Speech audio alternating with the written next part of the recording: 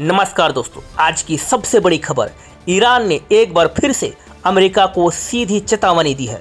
Iran के नए सर्वोच्च नेता अयातुल्लाह मुज्तबा खामेनी ने फारसी खाड़ी दिवस के मौके पर एक महत्वपूर्ण संदेश जारी किया है। यह संदेश सरकारी टीवी पर एक एंकर द्वारा पढ़कर सुनाया गया। मुज्तबा खामेनी ने साफ साफ कहा कि फारसी खाड़ी क्षेत्र का भविष्य अब अमेरिका के बिना तय होगा। उन्होंने कहा, अमेरिकियों के लिए फारसी खाड़ी में एक ही जगह है और वह है इस खाड़ी के पानी की गहराई में, यानी अगर वे यहाँ टिके रहे तो उन्हें डुबो दिया जाएगा। यह संदेश 30 अप्रैल को मनाए गए राष्ट्रीय फारसी खाड़ी दिवस पर आया। इस दिन की याद में 1622 में पुर्तगालियों को हरमुज जलडबरू मध्य से बाहर भगाने की घटना को याद किया जाता है। ईरान आज भी इसी घटना को अपनी क्षेत्रीय स्वतंत्रता का प्रतीक मानता है। नए सर्वोच्च नेता ने कहा कि फरवरी के अंत में शुरू हुई संघर्ष में अमेरिका और इजराइल की बड़ी बड़ी योजनाएं बुरी तरह नाकाम हो गई। अब एक नया अध्याय लिखा जा रहा है। ईरान हरमुज जलडबरू मध्य पर नई कानूनी व्यवस्था और नया प्रबंधन लागू करेगा, जिससे यह क्षेत्र ज़्यादा सुरक्षित और स्थिर बनेगा। खामेनी ने जोर देकर कहा कि ईरान अपनी परमाणु क्षमता और बैलिस्टिक मिसाइल कार्यक्रम को राष्ट्रीय संपत्ति मानता है। इन पर कोई समझौता नहीं होगा। 9 करोड़ ईरानी इन क्षमताओं की पूरी तरह से रक्षा करेंगे। उन्होंने खाड़ी के सभी देशों से अपील की कि उनका भविष्य साझा है। हजारों किलोमीटर दूर से लालच और दुर्भावना लेकर आने वाली विदेशी ताकतों का यहाँ कोई स्थान नहीं। क्षेत्र की प्रगति, लोगों की खुशहाली और समृद्धि के लिए अब स्थानीय देश मिलकर काम करेंगे। दोस्तों, खामेनी के इस संदेश से पहले ईरानी सैन्य कमांडरों ने भी तीखी चेतावनी दी थी। ईरानी नौसेना के कमांडर रियर एडमिरल सहरम ईरानी ने कहा कि ईरान जल्द ही दुश्मन के सामने एक ऐसा हथियार लाएगा जिससे वे बहुत डरते हैं।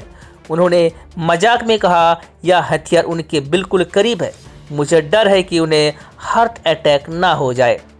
कमांडर ईरानी ने दावा किया कि ईरानी बलों ने अमेरिकी विमान वाहक पोत USS अब्राहम लिंकन पर कम से कम 7 मिसाइल हमले किए, जिसकी वजह से उस पोत से हवाई कार्रवाई कुछ समय के लिए पूरी तरह ठप हो गई थी।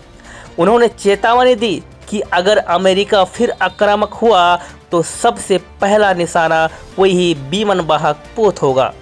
ईरान के राष्ट्रपति मासूद पेजेशकियान ने भी अमेरिकी नाकेबंदी को अंतर्राष्ट्रीय कानून का उल्लंघन बताया।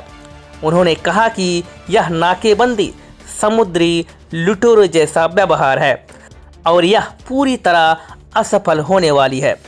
दोस्तों, वर्तमान स्थिति क्या है? फरवरी 2026 में शुरू हुई संघर्ष के बाद ईरान ने हरमुज जलडबरू मध्य को प्रभावी रूप से बंद कर दिया। अमेरिका ने जवाब में ईरानी बंदरगाहों पर नाकेबंदी लगा दी। अब दोनों तरफ से नाकेबंदी की स्थिति है। अस्थायी संघर्ष विराम तो है, लेकिन शांति वार्ता में अभी भी गतिरोध बना हुआ है। हरमुज जलडबरू मध्य दुनिया की ऊर्जा आपूर्ति का सबसे महत्वपूर्ण रास्ता है। यहाँ से दुनिया का करीब 20% तेल गुजरता है। जब यह रास्ता बंद होता है तो पूरी दुनिया प्रभावित होती है। भारत पर इसका सीधा असर पड़ रहा है। हम अपनी ऊर्जा ज़रूरतों का बड़ा हिस्सा खाड़ी क्षेत्र से आयात करते हैं। हरमुज बंद होने से तेल की कीमतें बढ़ गई है। घरेलू LPG सिलेंडर के दाम बढ़े हैं। कमर्शियल सिलेंडर तो और भी महंगे हो गए। रेस्टोरेंट, होटल और कई उद्योग इसकी मार झेल रहे हैं। अगर यह संकट लंबा चला तो पेट्रोल, डीजल और अन्य चीज़ों पर भी असर पड़ सकता है। ईरान कह रहा है कि अब अमेरिका को इस क्षेत्र से जाना होगा। परमाणु और मिसाइल कार्यक्रम जारी रहेंगे। हरमुज पर ईरान का नियंत्रण बढ़ेगा। किसी भी विदेशी आक्रामकता का मुंह तोड़ जवाब दिया जाएगा। दूसरी तरफ अमेरिका यानी ट्रंप प्रशासन कह रहा है कि नाकेबंदी तब तक जारी रहेगी जब तक ईरान अपनी शर्तें नहीं मानता। दोनों पक्ष अड़े हुए हैं, स्थिति बेहद नाजुक है। दोस्तों, फारसी खाड़ी सदियों से तेल, व्यापार और रणनीतिक महत्व का केंद्र रही है।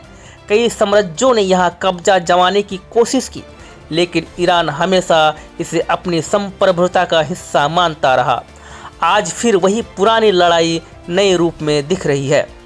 अगर बातचीत नाकाम रही और तनाव बढ़ा तो यह युद्ध दूसरे चरण में और भी भयंकर रूप ले सकता है। पूरी दुनिया इस क्षेत्र की स्थिति पर नजर रखे हुए है, क्योंकि एक छोटा सा जलडमरू मत भी वैश्विक अर्थव्यवस्था को हिला सकता है। दोस्तों, यह थी ईरान के नए सर्वोच्च नेता के संदेश और वर्तमान तनाव की पूरी जानकारी। स्थिति तेजी से बदल रही है, इसलिए विश्वसनीय स्रोतों पर नज़र बनाए रखें। अगर आपको यह वीडियो पसंद आया हो तो लाइक और शेयर जरूर करें। अगली अपडेट के लिए चैनल को सब्सक्राइब करना ना भूलें। मिलते हैं अगली अपडेट के साथ, तब तक के लिए धन्यवाद। जय हिंद, जय भारत।